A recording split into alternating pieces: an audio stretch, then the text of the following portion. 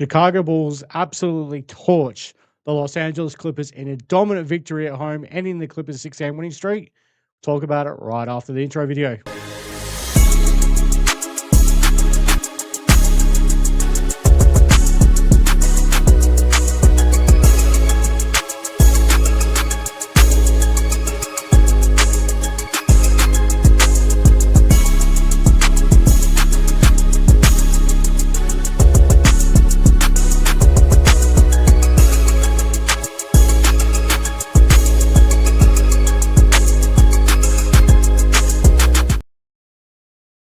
What's going on, Bulls Nation? Welcome back to Whole Lotta Bull. I'm Troy. Follow me on Twitter at Bulls_Troy. But follow the show more importantly at Whole Lotta Bull. All right, so our Chicago Bulls put the absolute smackdown on the red hot LA Clippers, running out with a season best 28-point victory in a 138-110 domination of the LA Clippers. Now, it was really before I get into the second quarter. The second quarter is what really set up this dominant victory for the Chicago Bulls. But to be able to, and as you would expect, the LA Clippers made a run in that third quarter until the Chicago Bulls took control back of this game and put them away for good. So much so that Tyronn Lue, the LA Clippers head coach, decided to pull the pin at three-quarter time and put in his reserves and two-way players into the game to play out the entire fourth quarter. And one disappointment I'm going to have, and I'm sure, and I know Stacey King and Adam Amin were talking about it in the broadcast as well. The fact that Tyronn Lue decided to pull the pin at three-quarter time with his main rotational players and put in his end of bench players and his two-way guys. The fact that it took until basically the 4-minute mark, or just under 4 minutes remaining in the game, to Billy Donovan to truly clear his bench and get in Lockie Aubrey, get in Javon Carter, get in Julian Phillips. You know, a couple of minutes early, he only like a minute or so early, he got out Nikola Vucevic. So that's going to be my frustration with this game. The fact that Billy Donovan waited to basically three-quarters of that fourth quarter was completed before finally decided to empty the bench when Tyronn Lue had already waved the white flag on this game. The game was wrapped up. It's sealed, signed, delivered. It was over. But for some reason, Billy Donovan just didn't want to clear the bench and enjoy a nice cruisy victory. But in saying that, so looking at the numbers for the guys in this game now, Coby White continues. Look, it does look like Coby White has potentially. I'm not going to say he has, but it looks like he has potentially refound his shooting stroke from beyond the 3-point line. He goes 6 of 10 from beyond the arc in this game, 9 of 16 overall. Finishes with a game high 27 points in 31 minutes of action. So, and there was that point there. I think, yeah, in the fourth quarter, probably when around that time where I thought when I was screaming at Billy Donovan to pull the starters, Coby White just goes on an absolute heater for a little bit there. So much so he's throwing up heat check threes, and those are the type of heat check threes I don't have a single complaint with because the game is over. It's well and truly done. He's caught fire. Let him throw up those shots. But hey, so really good to see that Coby White may have refound that shooting stroke. So, and with Josh Giddey coming back in the next couple of, hopefully by the next game against Minnesota, this is some good signs there for Coby White. Now, Billy Donovan did run out with the same starting unit as he did in the last game, going with Vucevic, Jalen Smith, and Marcus Buzelis as your starting front court, and Coby White and Isaac Okoro in the back court. Now, when Josh Giddey comes back, does he keep going with that, and does he put Isaac Okoro on the bench? I doubt that. I think we'll probably go back to seeing the original starting five being Josh Giddey, Coby White, Isaac Okoro at the 3, Marcus Buzelis at the 4, and then Vucevic at the 5. But, who knows? Josh Giddey may come off the bench for a couple of games in his return from that hamstring injury and being on minutes restriction. We shall see. Also in this game, Marcus Buzelis, 30 minutes of action, 21 points, only 2 rebounds. So you want to see much more rebounding from Marcus in this game. But 4 assists, a steal, 2 blocks. He finishes with, well, as far as the starters are concerned, a starter's best plus 27 in the plus minus, 8 of 14 overall from the field and 4 of 8 from downtown.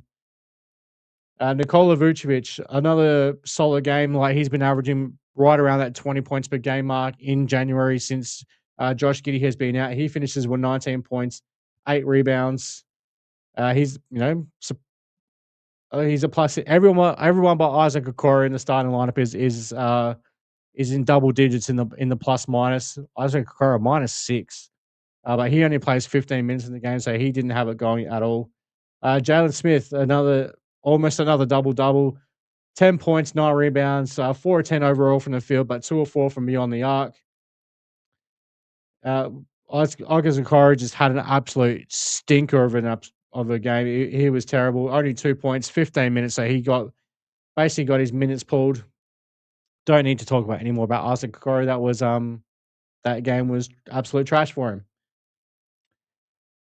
Kevin Huerter, another player who has been struggling with his shooting of late. I think it was mentioned in the broadcast at one point. I think he'd been like 7 for his last 38 threes, around that mark. Well, today he refound his shooting touch. 4 of 8 from beyond the arc, 29 minutes, 14 points, 4 rebounds, 7 assists for Kevin Huerter in this game. You get this, a steal and 2 blocks for Kevin Huerter. 5 of 10 overall from the field. So a really, really good and solid performance there from the Red Baron, Red Velvet, Ranger, Carrot Top, Redhead, whatever you want to call him, Saucy. He had a game. Ida Sumu continues to show why. Now, only on the assumption, gun to your head, you have to pick one. You keep Io or Coby. Continues to show me why he's the one I would personally keep. As much as I love Coby White, and great, like I said before, great to see him finally getting his shooting touch back. But I would assume is the one I will keep out of the 2. Gun to my head. If that's how I had to choose. 18 points, 3 rebounds, 4 assists, 2 steals, a block as well, plus 28 in the plus minus. So this just shows how much of a team dominant victory it was for the Chicago Bulls. He goes 6 of 7 overall from the field, 1 or 2. No, sorry, excuse me, 7 of 10 overall from the field, 4 of 5 from beyond the arc. So Ida Sumu coming into this game shooting a career high 45% from beyond the arc, goes 4 of 5. So that percentage is going to get another uptick. It may be up around 46 by now. I'm not sure of the stats, if his career or the season stats have been updated as of yet. Trey Jones continues that amazing play off the bench. This goes to show, just again, while Trey Jones has had some great performances when he's been asked to be a starter, just continues to show why he is essentially the perfect backup point guard for this team, and his value around the league. He has to be on probably one of the best value contracts in the NBA. 26 minutes for Trey. He finishes 2 rebounds shy of a triple double, 15 points, 8 rebounds, 10 assists. He finishes with a game. Yeah, would be a game best. I was going to say team best, but it's game best. Plus 32 in the plus minus. Only the 1 turnover, 6 of 7 from the field overall, 1 or 2 from beyond the arc. And then obviously you had Dalen Terry get some spot minutes. 14 minutes. Actually, a pretty solid game there for Dalen Terry. 9 points, 5 rebounds, 3 assists, and a steal. A plus 11. 3 of 7 from the field, 2 or 4 from beyond the arc. So really nice game there for Dalen Terry as well. And then obviously we got some the wrap up minutes there from Javon Carter, Julian Phillips, and Lockie Ulbrich. So don't really need to go into that. Obviously, as we already know, no Zach Collins, no Josh Giddey, no and Patrick Williams in this game. I'm not sure. Obviously, as I mentioned earlier, Josh Giddey's probably returning in the next few days. I assume Patrick Williams is still a day to day at this point. I haven't kept up on the news since tip off of the game at the time of recording. So I think the game tipped off at like 11:30 my time here down in Adelaide, and it's current just before 8:30 as 8:30 p.m. as I'm speaking. We're recording this now. I've just finished watching the game. So for those who don't know, the Bulls games are on during at least during the weekdays anyway. Bulls games are on while I'm at work. I will stay off social media until I've gotten home and watched the Bulls game, and then recorded an episode, and then I'll go catch up on social media stuff and everyone else's post game shows like Hayes and Phil, Jamal. Um, Now, where I really wanted to get into this was the second quarter of this game. This is where the Bulls really blew out the Clippers in this game. Despite the fight back, Bulls got up by 21 points in that second quarter. They outscored them 40, like it was, I believe the score was 30-25 at quarter time. The Bulls outscore them 45, I believe it was. We're here yet 45-19. Let's have a look at the Clippers just to double check, make sure I'm not talking up my ass. Yep, 19 for the Clippers in the second quarter. Bulls absolutely dominate. 45-19 in a single quarter is absolute bananas. Now, this is where the Bulls really blew the game out of the water.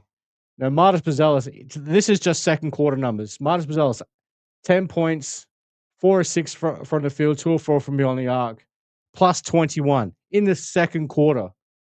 Nikola Vucevic, 6 points, 3 boards, a plus 19. Jalen Smith, 3 points, 4 rebounds, plus 12. Coby White, only 5 points in 8 minutes, only took 2 shots, is a plus 19. Isaac Okoro only played 1 minute in the second quarter, so he I won't count him in this one. But then Trey Jones, 5 points in the second quarter, plus 18. Io DeSumo, 11 points, 4 or 4 from the field, 3 3 from beyond the arc in the second quarter for Io Stostras, plus 20. Kevin Herter, 6 minutes, 3 points. He's a plus 5. Dalen Terry, 5 minutes, only scores 2 points, 3 assists and a steal, plus 15 for Dalen Terry in 5 minutes of action. That second quarter for the Chicago Bulls was absolutely bonkers. And that's essentially what won this game. But of course, the LA Clippers came back in that third quarter. They got the lead down to 7, but then the Chicago Bulls fought back and pushed that lead back out towards 20 points. So I think it was so the Bulls still had 32 points in that second quarter. Sorry, in that third quarter. Clippers had 34. So they only, despite the big run that the Clippers made in the third quarter, they still only outscored the Bulls by 2 points in the third quarter. And then as Tyronn Lue waved the white flag in the fourth quarter, they still scored 27 points in the fourth. The Bulls scored 32. So overall, just a really dominant performance there from the Chicago Bulls to put this game away. Now, quarter by quarter scoring. So as it was, 30-25 in the first quarter, 45-19 in the second for the Bulls, 34-32 in the third, Clippers way, and then 36-27 in the fourth quarter. Now the Bulls shoot overall 56.5% from the field, 52 of 92. Bulls, I don't think I've already mentioned this, but tied a franchise record 25 made threes in this game. It's the fourth time in franchise history they've made 25 3-pointers in a single game. 53.2% from beyond the arc. Clippers only go 10 of 30. Get to the free throw line 12 times, make 9. Clippers go 14 of 17. The Bulls do win the rebounding battle 42-41, so only just got slight edge there. Did lose the offensive rebounding battle. 40 assists to 24 for the Chicago Bulls. So first time in franchise history that they've had 40 assists and 25 made three-pointers. One of those weird random stats that just gets kept for some reason nowadays. Soon, I'm sure they're probably gonna count how many three-pointers Coby White has made when he's got a certain pair of jocks on or some stupid like that. Uh, the Chicago Bulls 10 steals to 6 for the Clippers, 11 blocks in this game for the Chicago Bulls, 5 only for the Clippers, and kept the turnovers under control. 12 only 12 turnovers for the Bulls. Now both teams had 19 points off of turnovers. The Bulls kill the Clippers in the fast break count. Now, this is where the Bulls use their advantage and how the game styles differ completely. So 34-13 in fast break points. Clippers won the points in the paint 60-54 and second chance opportunities 11-6. So the biggest lead for the Chicago Bulls in this game was 13, and their longest unanswered scoring run was 13. Sorry, I think I said 13 for the biggest lead. It was 31. My apologies if I said 13. I was reading the wrong numbers there. But yeah, where the Bulls really took advantage of that, the LA Clippers are one of, if not the slowest paced team in the NBA. The Bulls are in the top 5 in the league for pace. So Bulls just essentially just ran this team off the floor. They're not a team like that likes to get out and run. When you got, James Harden who wants to pound you know, pound the ball, dribbling, crossovers and step backs and all that sort of shit. Obviously, Kawhi Leonard, who didn't play in this game, but he likes to slow the pace down. Isolation. You got Brook Lopez is not going to run up and down the floor coming off the bench behind Ivan Zubac. So they're not a quick pace team at all. Uh, let's have a look at James Harden. Now credit to the Bulls defense as well on James Harden. Now he still finishes with 24 points. So you think, oh, that's not a bad performance from James Harden. He was 9 of 25 from the field overall, 3 of 9 from beyond the arc. Only had 3 free throws in this game. So the fact that it took 25 shots for James Harden to score 24 points, an outstanding job by the Bulls defense. So as a team, the individuals who guarded him one on one, outstanding performance from those guys. John Collins was pretty good for the it was good offensively for the Clippers, 23 points, 9 of 12 from the field, including 5 or 6 from beyond the arc. No rebounds from John Collins, on 1 assist, no steals, no blocks. All he did was just provide some offense for the Clippers. But yeah, like this was just it was just really good to see the Bulls dominate a team to the point where their coach just decided to pull out the white flag at 3/4 time and play his bench unit. But again, my gripe for this game was Billy Donovan not pulling his starters a lot earlier than what he did. He could have pulled them out with 8 minutes remaining in the fourth quarter, and that lead would have been perfectly safe. Right, guys, that's going to do it for tonight's episode of Whole Lotta Bull. Don't forget, you guys can follow me on Twitter at Bulls_Troy. Follow the show at Whole Lotta Bull. We've got the Minnesota Timberwolves coming up in a couple of days. I may bring you another episode tomorrow. See how I feel. I might try and do some more episodes rather than just post games. If I've got something to talk about, I'll bring you a video. All right, guys. So until next time, stay red, go Bulls.